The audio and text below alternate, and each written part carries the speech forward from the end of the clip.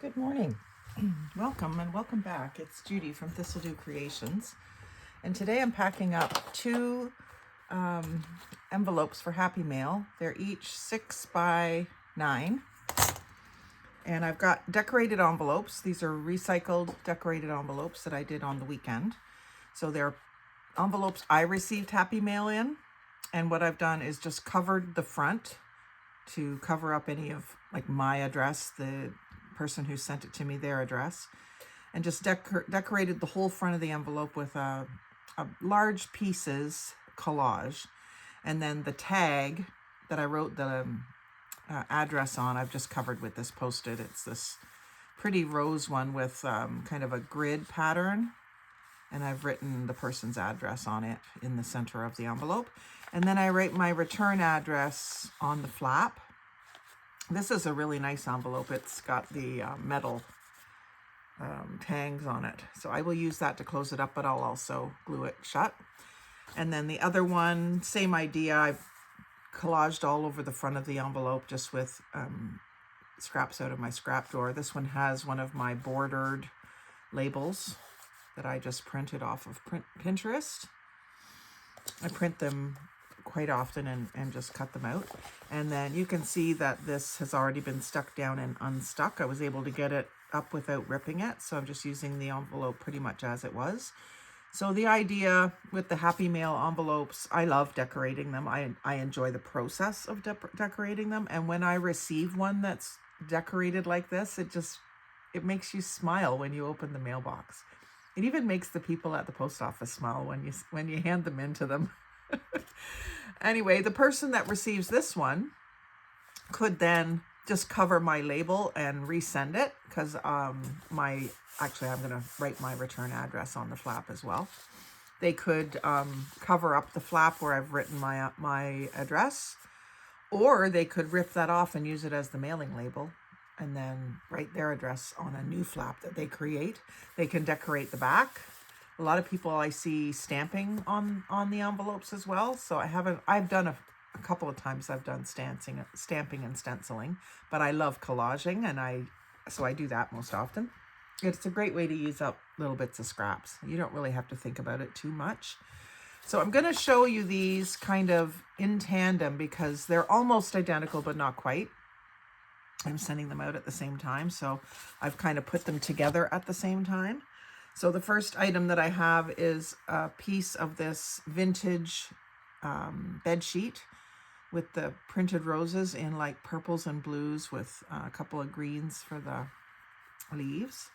And I just when I bought this at a thrift store, I just tore it into strips right away. I washed it first, but I tore it into strips right away. So I got a piece of that for each recipient. And I'll probably end up putting that somewhere in the middle of the package. I want the exterior of the envelope to feel like it's just paper inside. And then I've got a couple of pieces of 12 by 12 scrapbook paper that I've just folded to fit. It's old vintage typewriters. These I would call these swap envelopes or Happy Mail envelopes. I would say that they are a vintage themed. So I put some vintage themed things in them. Like this is another part sheet of scrapbook paper. So I had one of those, so I shared it between the two envelopes. And I kept one strip for myself. And then this is another one where I only had one sheet. So these are vintage themed things. The one lady that I'm sending to requested a vintage theme. So we didn't specify whether it needed to be actual vintage items or vintage themed items because there is a bit of a difference. The scrapbook paper is vintage themed, but it's obviously new. So then there's this piece of like a masterboard almost, but just a collage and it's scrapbook paper. So it's got some vintage things on it and it's a vintage tone. So it looks almost like it's done with like a sepia tone. So I folded that one up, and inside of it, I'm going to tuck a piece of actual vintage piano roll paper. So I just cut off, actually I went by the phrasing on the side here. It has the words of the song. So there was like a section of words, and I think it's, I can't remember if you read it this way or this way, but anyway, it's just such a unique thing, and I have quite a bit of it. I don't even really use it much myself. I think I'm kind of hoarding it, so I thought I better start sharing some. I have shared it in swaps before, but it's been a while since I even touched the rolls in my craft room. So I'm just tucking that inside of that other sheet to protect it because it's pretty fragile. So that's the exact same thing, just different words down the side. And then I've got a triplicate, I believe. Yeah, triplicate of a CIBC deposit slip for what they call a business account. When I was in the banking industry, they called it a current account for some reason. Anyway, it's a business account, deposit slip, unused. These are from my dad's stash. He doesn't use much of them anymore. We do most of his deposits online now, unless it's cash that he needs to put in the bank. But I thought that would be interesting. I think at least one of my recipients is in the States. No, this one's in Canada. This one's in the States, so she might find that interesting that it's Canadian bank. And then another thing, and she can vintage that up easily, just like with ink and stuff. And then just, I guess this would just be like a sales slip, but there's no real wording at the front. I think there's room here if you wanted to put your company logo sticker or stamp up there. And then it's just sold by, you know, where you figure out your tax and stuff. So there's that. And this is also bilingual, English and French. So that's unique to Canada as well, for Americans anyway. And then a piece of this vintage crochet out of a tablecloth. Nice ecru color already. I had a quite large one that I cut up and I haven't used it all. A couple of feathers in some more muted tones. These ones have some color on them, but I just wanted to include some whimsy. Feathers are whimsy to me. And then a page out of the Farmer's Advocate from January 1922. And this was my grandparents, so it's kind of hard to even tear a sheet out of it. But I realized that I'm not using it, and I thought, you know, someone else might. I find when I receive things like this, I just received some newspaper clipping pages from a lady, and I will use them almost right away rather than hoard them because they're not mine. Now this one, it was from my grandparents, so it was kind of hard to give it, but I'm going to give it. I want to see this stuff used. So there's a lot of great little things you can clip out of here, including full want ads. It's farm-based because it's a farm magazine. But the Molson's Bank, if you have someone who drinks Molson's beer, that would be cute to include like on a ATC for them or something like that. So just great ads and fonts and just text. A few little line drawing type pictures, and a Native American with a horse and a pig and an arrow. So, banking by mail. They were way ahead of their time. Merchants Bank of Canada. So I just folded that in four to fit it in the envelope, and I'll show you the other one too because it'll be different, of course. Farmer's Advocate, same book. And so there's all sorts of things. Breed of cow. Something about nurseries with a picture of a rose. So you can really do a lot with these, especially if you have a vintage theme or a farm theme. And then a tea bag, strawberry tea. Summer's coming to an end, but it's still delicious, and it makes the Happy Meal smell good when you open it.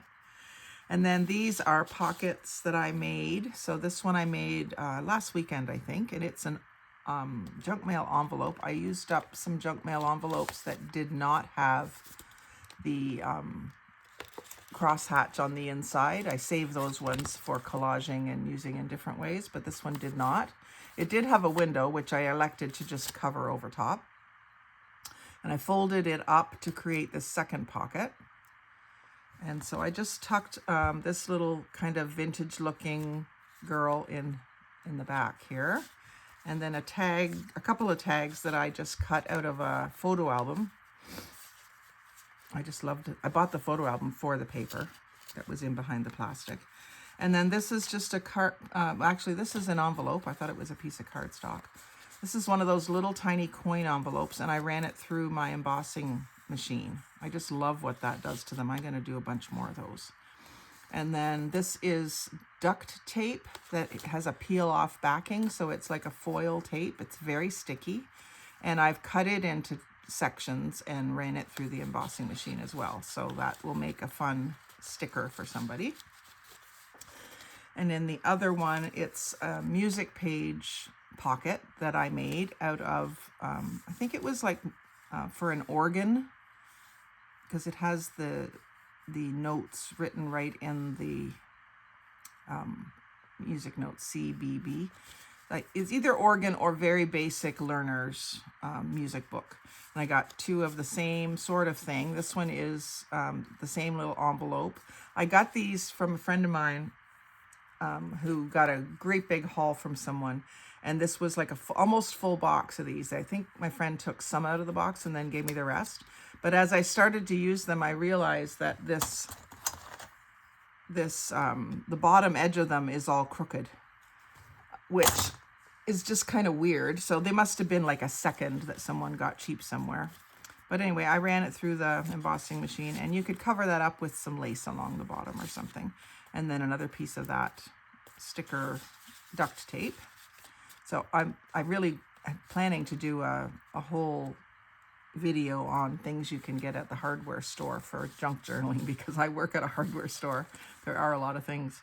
Another one of those tags and some tickets that are, I think, die cut out of something, maybe scrapbook paper. Actually, that's not very even. I need to add one more tag in there. So I'll grab another one of those yellow tags before I send that. And then this is kind of interesting. These are paper quilling pre-cut sheets of roses. I don't know if you can see that. I've got a loose one here. So it's already cut in that spiral shape with the wavy edges. And it was some stuff that I got thrifting. I got two packages of them. And it shows on the front of the package how it sort of looks. It's three-dimensional flower when you're done.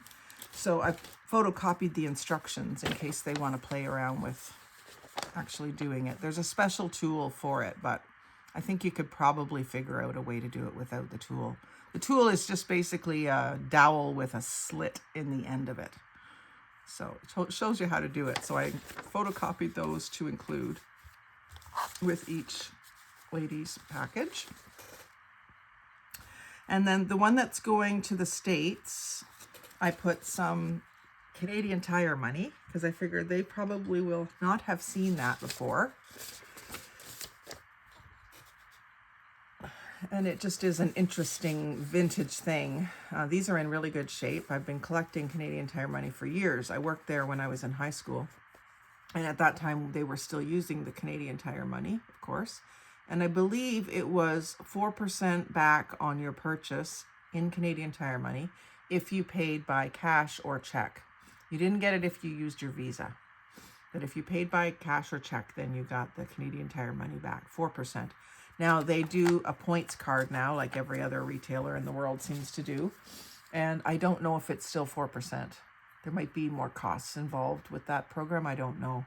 But anyway, that's some Canadian Tire money for them. And then for the Canadian person, I put in some Monopoly money. And partly to just mix it up a little bit to show you guys some ideas of things to put in. And then I put in some coin wrappers. I've got an overflow of these from a girl at work that saves them for me. So I put a couple in each one.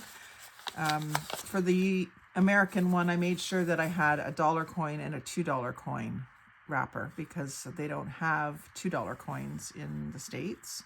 I think they may still have dollar coins, but they're not very common. So like, they're very common up here. And then some doilies. I think there's like a few stuck together. And these ones are older doilies. And they are small enough that I didn't have to fold them. So that's why I chose those ones. And then some folded part sheets of vintage music paper out of vintage music, sheet music books. So just a couple of pieces. And then some that I have used my ripple scissors and inked around the edges. And I keep these, like I do this in front of the TV and have it ready for collaging all the time. So just a little idea there. And then a few pages of book page. This is from Footprints in the Sand, a paperback book that I picked up. And I just ripped a bunch of pages out. I used my sparkly watercolors on them, and then I inked on them. And I just absolutely love the way these turned out. So I thought I would share a couple, again, just as an idea for what you can do. This one's just watercolored. But I just absolutely love that stencil. And I've had that stencil. It's weird because I've had that stencil for over 30 years. And now I'm just now really using it. And then a book, dictionary page, one for each person. A piece of vellum that has a vintage look to it. And this is a full sheet that I ripped in half. And then some little vintage style, these were just like Temu type small pieces of paper. It come in a package of like, I don't know, 100 of them or something. So they were just kind of vintage style. They're great for doing little clusters and collages with. And then a page out of, what is this out of? October 57, the work basket. So I think that's like for crafters and or woodworkers. And this one's Chase, Almanac, and Fact Book. And these may have been sent to me in swaps. They were just in my, when I get stuff like this in a swap, I put it in my book page drawer. So when I've got loose book pages, I have a drawer that I put them in. If I have a full book that I've deconstructed, but it's still complete, I have a box in my craft room for those. And every once in a while, if my book page drawer gets empty or low, I'll go in and grab a few out of it. But I'm pretty sure I got these in swaps. So this brings me to a question that I saw just today, this morning on Facebook. Someone was asking in the Happy Mail group,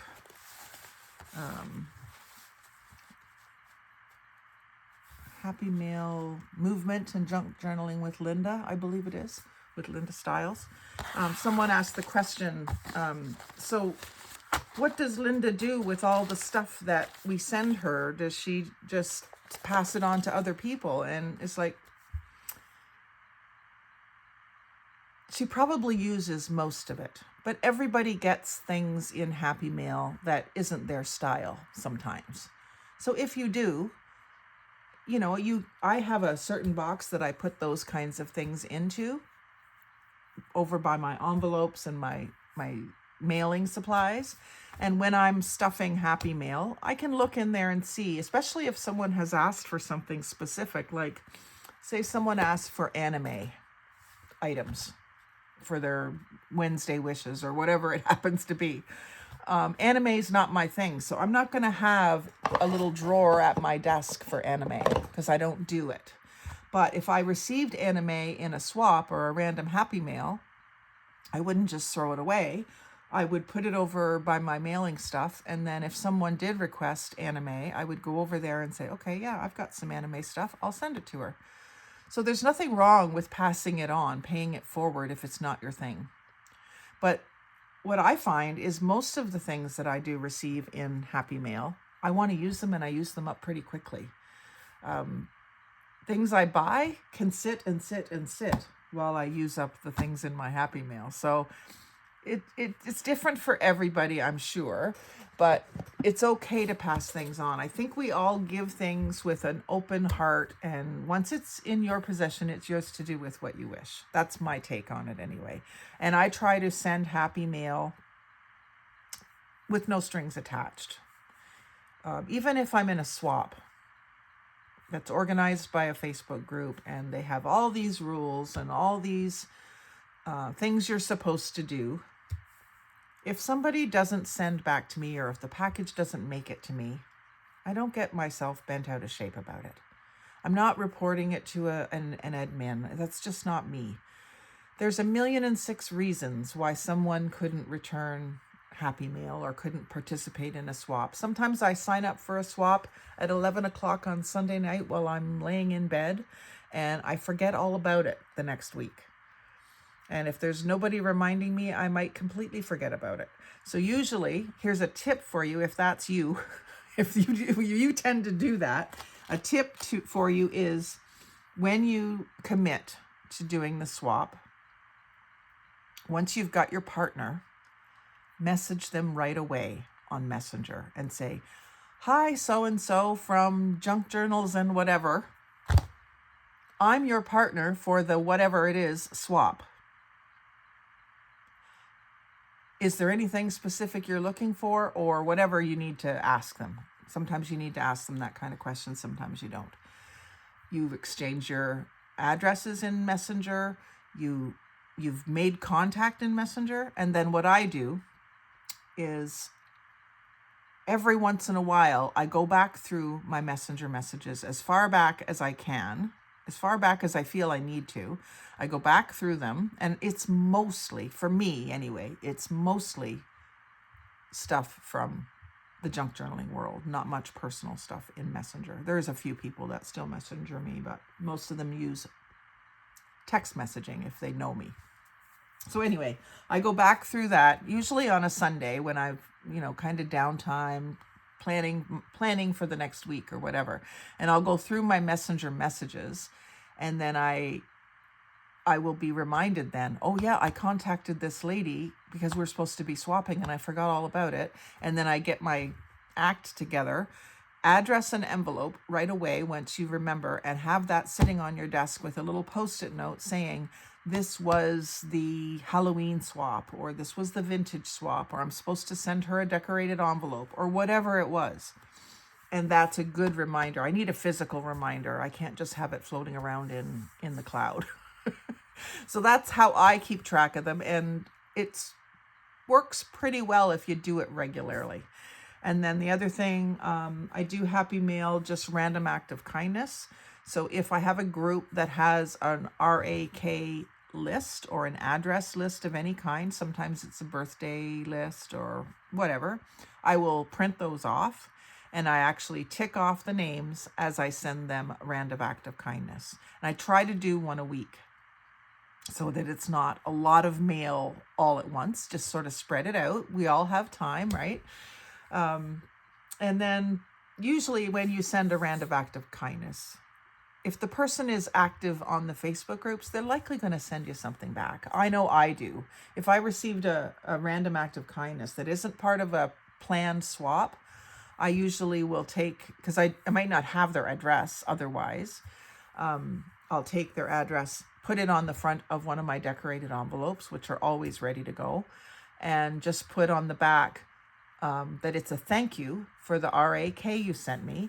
And if I know which group, then I will put that as well. Sometimes when you get a random act of kindness, it doesn't say what group it's from. It just depends how well the person has labeled the envelope.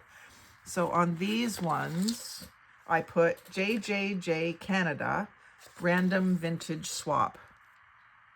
So it was just a lady on there who said, does anyone want to do a vintage swap? And I answered her. So it was just random. It wasn't organized by the group, but it was through that group, Junk Journal Junkies Canada.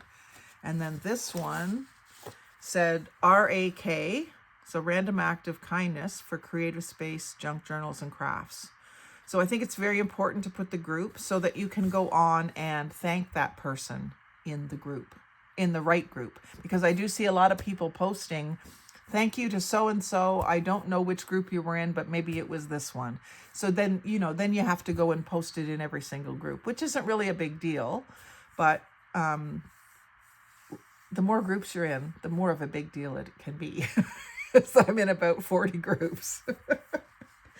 So just a few little pointers, and if I think of more, I will let you know what they are. I know that there's tons of new people. That doesn't mean you're new to crafting necessarily.